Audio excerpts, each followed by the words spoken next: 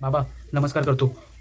अण्णा सावरकर आहेत ना, त्यांनी तुमचा नंबर दिला नाही आणि पत्ता दिला नाही म्हणून मोठ्या आशेने इथपर्यंत आलोय. आता तुम्हीच बघा बाबा, काय अडचण आहे तुझी. बाबा रात दिवस मेहनत करताय, पैसा कमवताय, पण पैसा काही टिकत नाही. नुसती जो आजारपणा ह्या त्यात सगळ्या पैशाचा वाटोला होतोय. आता तुम्हीच बघा बाबा काय ता. आलाय माझ्या लक्षात तुझ्या घरात काय अडचण आहे. तुझ्या घरात मोठा जो झंगाट आहे, होय मोठा झंगाट आहे. तुला जुन्या लोकांचा, तुझ्या गेलेल्या माणसांचा त्रास होतोय आणि हा सगळा कारस्थान तुझ्या चुलत्याचाच आहे. होय मला सगळा दिसतोय. तुझ्या घराच्या डाव्या तोट्याच्या साईडला एक नारळ फुलेला दिसताय. त्या नारळाचा हा सगळा कारस्थान आहे. तो नारळ जोपर्यंत बाहेर पडत नाही तोपर्यंत तुला सुख मिळणार नाही. तेव्हा तुला हा घर मोडायला लागल आणि नवीन घर बांधायला लागल. हो, एवढा मोठा घर मोडून परत नवीन बांधायचा म्हणजे माझी साधी जाते. तुझी अडचण कमी व्हायला पाहिजे ना, मग तुला हे करावाच लागल. तुला घर मोडावाच लागल. होय मी तुला एका मिस्त्रीचा नंबर देतो. त्या मिस्त्रीकडनं घराचं काम करून घ्यायचं तू.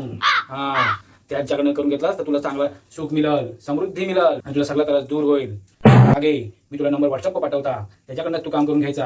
आलं लक्षात? चाल जा, झालं तुझं काम म्हणून समज. बरं येतो. गेला काय?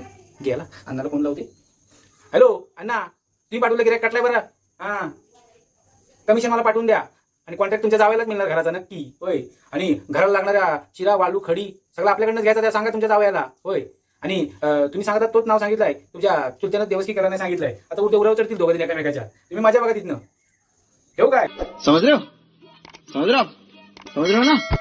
बड़ा हरामी हो बेटा.